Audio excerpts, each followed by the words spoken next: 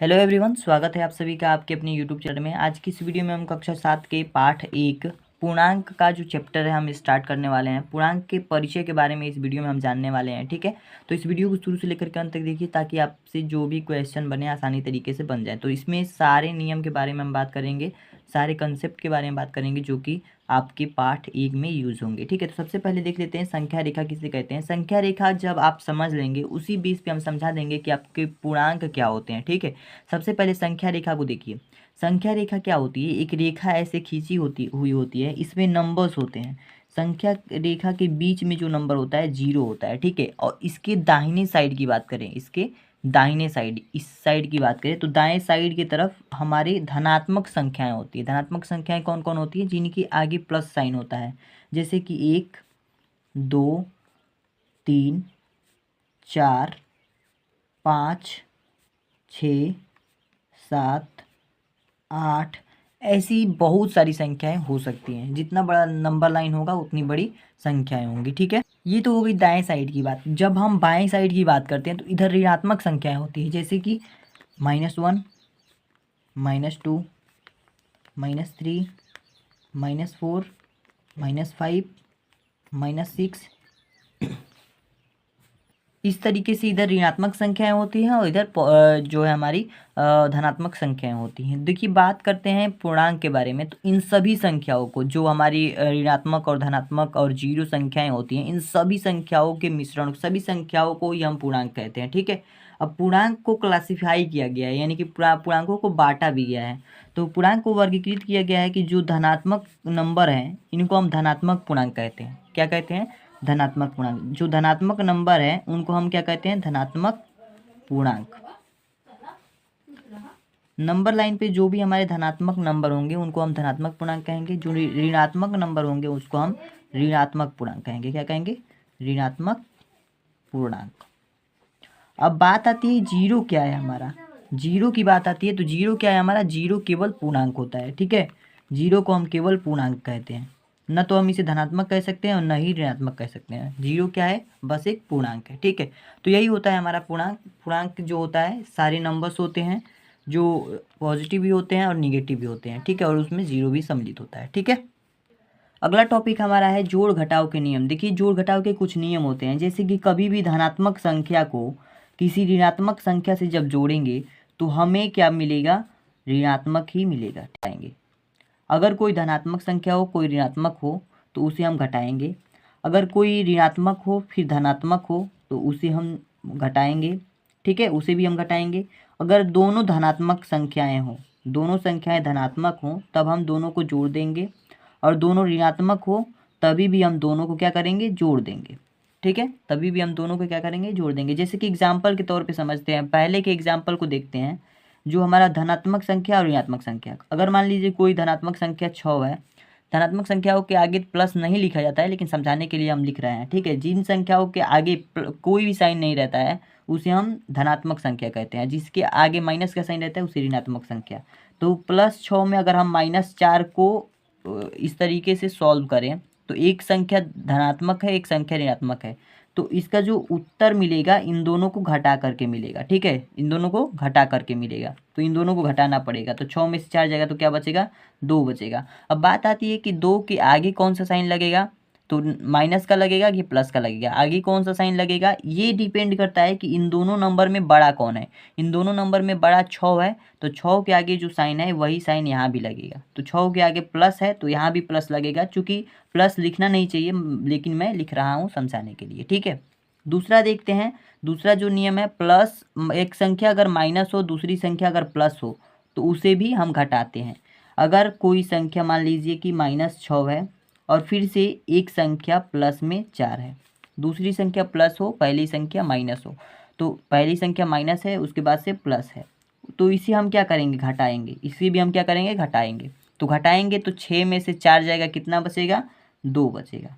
अब इसके आगे प्लस लगेगा या माइनस लगेगा, ये किस पे डिपेंड करता है? इन दोनों नंबर पे डिपेंड करता है। इन दोनों संख्याओं में कौन संख्या बड़ी है? 6 बड़ा है, तो 6 के आगे अगर माइनस लगा है तो माइनस यहाँ भी लग जाएगा। ठीक है, तो यहाँ पे -2 आ जाएगा इसका उत्तर। ठीक है, देखिए इसमें बहुत गलतियाँ होती हैं, बहुत छोटी छोटी मिस्टेक इसमें हो जाती हैं, तो ध्यान से समझिएगा।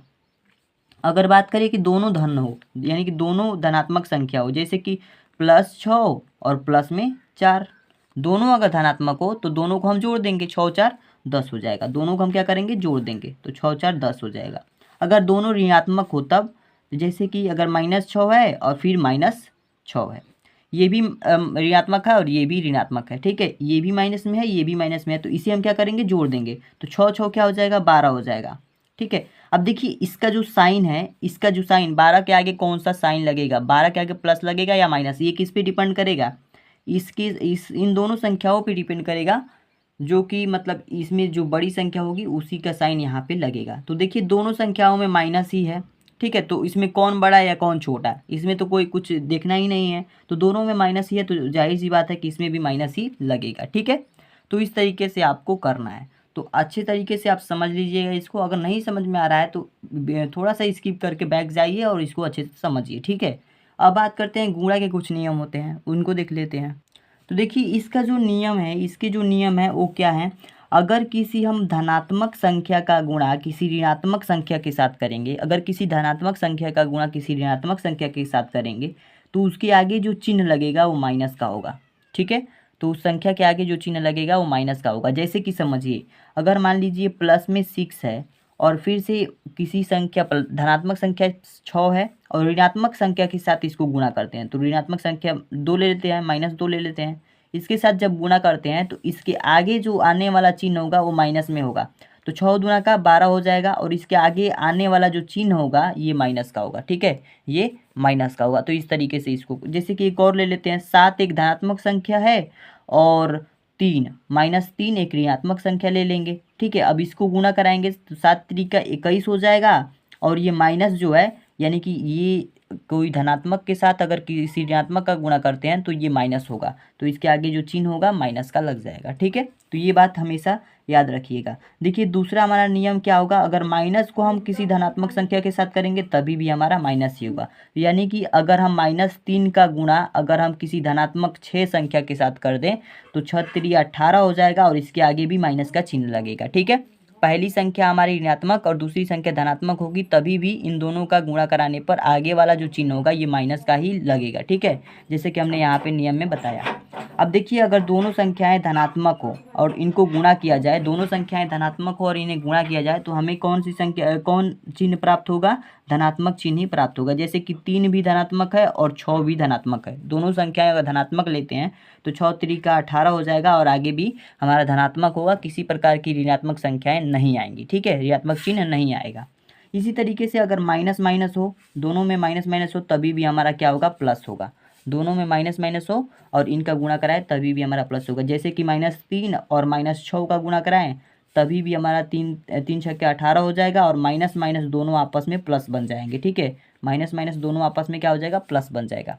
इस तरीके से है। तो इसका नियम कुछ ऐसे है कि प्लस और माइनस का जब गुणा कराएंगे तो प्लस और माइनस क्या बन जाएगा, माइनस हो जाएगा, और फिर माइनस और प्लस क्या हो जाएगा, माइनस प्लस प्लस प्लस हो जाएगा, माइनस माइनस प्लस हो जाएगा, ठीक है। तो इस तरीके से है आपका।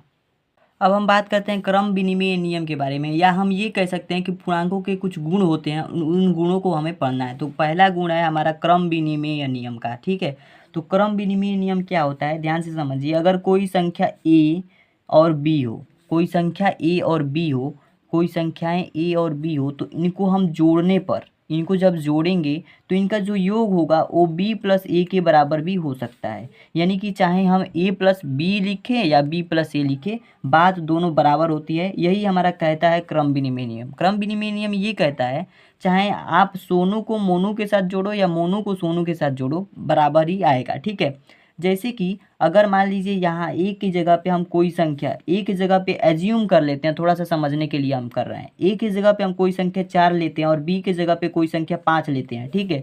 तो ए की जगह पे हम अगर 4 लिखते हैं और बी की जगह पे 5 लिखते हैं तो इसका जो योग होगा दोनों कितना आएगा, 9 आएगा। इसी तरीके से यहाँ पे इसकी अगर बात करें, दोनों आपस में बराबर होंगे, तो b की जगह पे अगर हम 5 रखते हैं, b को हम 5 माने हैं, तो b की जगह पे 5 और a की जगह पे 4 लिखते हैं, तभी भी हमारा क्या होगा, 5 और 4 दोनों 9 ही आएगा, यानी कि ये दोनों आपस में क्या होंगे, बराबर होंगे। ठीक है, यही बताता है हमारे क्रम विनिमय नियम। ठीक है, तो ये जो चीज़ है आप याद रखिएगा कि कभी भी दो संख्याओं को जोड़ें तो उसको उलाट करके जोड़ने पर भी ये दोनों आपस में क्या होती हैं, बराबर होती हैं, यही क्रम विनिमय नियम कहता है। जैसे कि a प्लस बी को हम b प्लस ए भी लिख सकते हैं। ठीक है, इस तरीके से ये होता है क्रम विनिमय नियम। और इसे अगर आप साइन चेंज करके भी देखें और एग्जाम्पल माने कि साइन चेंज करके देखें, जैसे कि ए की जगह पे आप क्या रखें, ए की जगह पे -5 रखें और बी की जगह पे -3 रखें, बी की जगह पे -3 रखें, तो a प्लस बी यानी कि पहले हम -5 और धन इसमें -3 जोड़ेंगे, तो ये बराबर आएगा -3 और प्लस में -5 के बराबर आएगा। ठीक है, कैसे देख लीजिए इधर, तो यहाँ पे -5 है, ये प्लस और माइनस क्या हो जाएगा, माइनस हो जाएगा, यहाँ पे 3 बचेगा। ठीक है, इसी तरीके से आगे चलेंगे तो ये -3 और ये प्लस और माइनस माइनस कैसे हो रहा है, क्योंकि प्लस और माइनस को गुणा कराने पर माइनस हो जाएगा। ठीक है, यहाँ पे 5 बच जाएगा। अब देखिए यहाँ पे माइनस और माइनस हो, दोनों में माइनस माइनस है, तो इन दोनों को संख्याओं को जोड़ देंगे, 5 3 क्या हो जाएगा, 8 हो जाएगा, साइन किसका लग जाएगा, माइनस का। बराबर में इसको भी जोड़ देंगे, 3 और 5 कितना हो जाएगा, 8 हो जाएगा, इसमें भी साइन किसका लग जाएगा, माइनस का। तो ये भी देखिए यहाँ भी संख्याएं क्या हो रही हैं, आपस में बराबर हो रही हैं, चाहे आप ये लिखें या ये लिखें, बात क्या हो रही है, बराबर ही हो रही है। ठीक है, तो इस तरीके से इसे ही हम कहते हैं क्रम विनिमय नियम। तो इस तरीके से किसी का भी साइन अगर चेंज कर रहे हैं आप, अगर मान लीजिए आप -5 ले रहे हैं और यहाँ पे +3 ले रहे हैं, तो इस तरीके से भी अगर आप जोड़ेंगे और उसको पलट देंगे, यानी कि इस तरीके से a प्लस बी बराबर b प्लस ए के फॉर्म में करेंगे, तभी भी आपका जो उत्तर होगा, यानी कि दोनों का जो आंसर फाइनली निकल के आएगा वो सेम निकल के आएगा। ठीक है, बराबर आएगा, तो इसे ही हम कहते हैं क्रम विनिमय नियम। आगे चलते हैं, हमारा क्या है, अब अगला नियम जो है हमारा साहचर्य का नियम है। ठीक है, तो अगला नियम साहचर्य नियम है। जैसे कि साहचर्य नियम में क्या होता है, a b और c कोई 3 संख्याएं हमारे पास हैं और इन तीनों संख्याओं को जब हम जोड़ रहे हैं, जब 3 संख्याओं को जोड़ा जाता है तो पहले हम 2 संख्याओं को जोड़ेंगे और जितना आएगा उसमें हम तीसरी संख्या को जोड़ देते हैं, इस तरीके से होता है।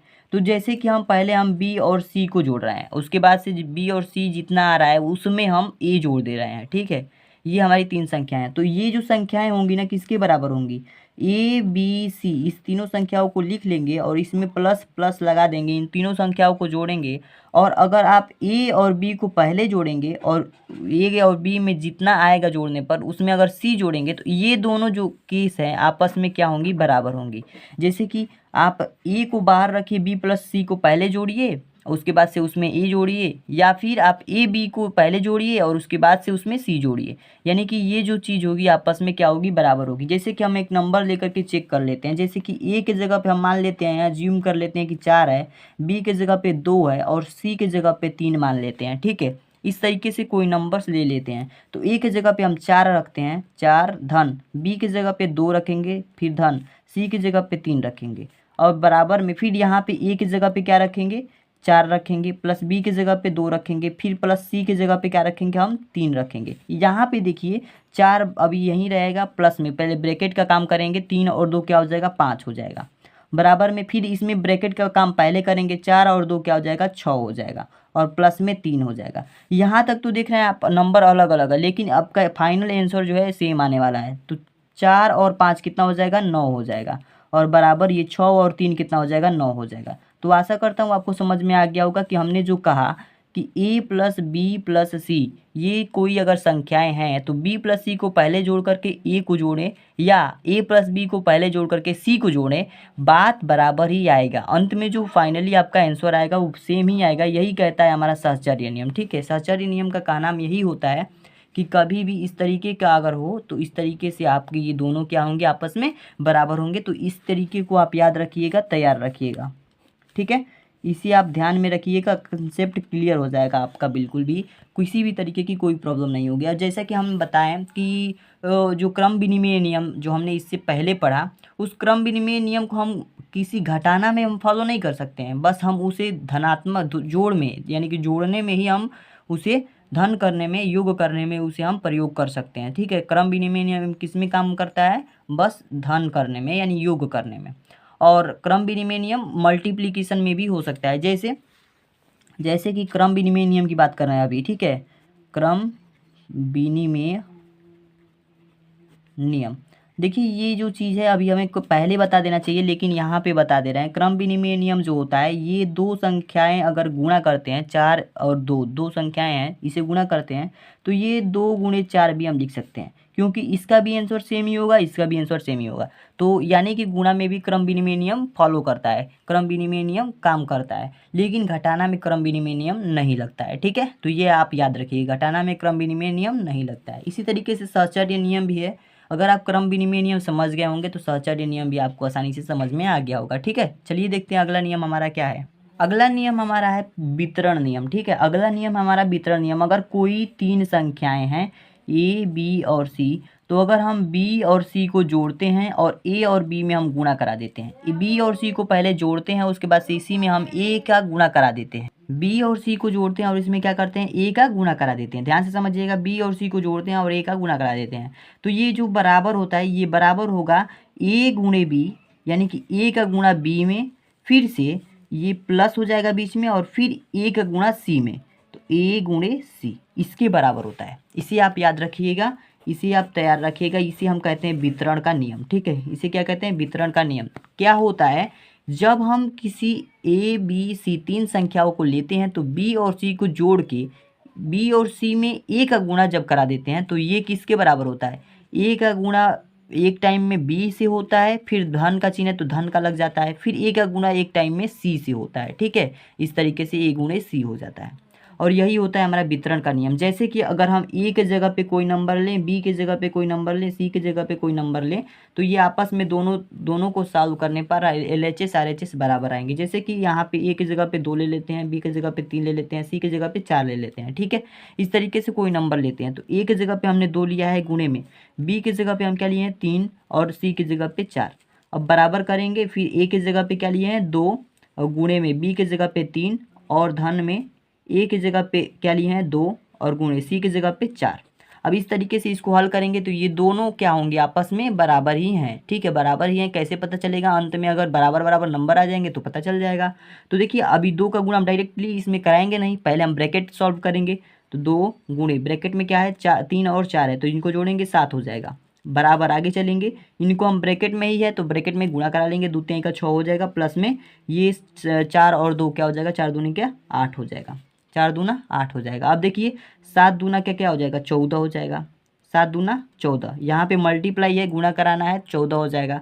बराबर 8 और 6 को जब जोड़ देंगे तो ये भी क्या हो जाएगा 14 हो जाएगा। यानी कि हमने पहले ही कहा कि ये दोनों आपस में क्या होंगे, बराबर होंगे, और यहाँ पे आप देख रहे हैं कि फाइनली ये क्या हो गए, बराबर हो गए, ठीक है। तो यही होता है हमारा वितरण का नियम, ठीक है। वितरण गुण कह सकते हैं या वितरण नियम कह सकते हैं, ठीक है।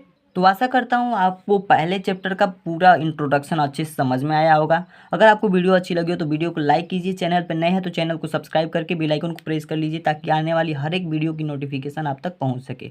तो आज के लिए इतना ही दोस्तों, मिलते हैं नेक्स्ट वीडियो में एक्सरसाइज के क्वेश्चन के साथ। आज के लिए इतना ही, तब तक के लिए धन्यवाद।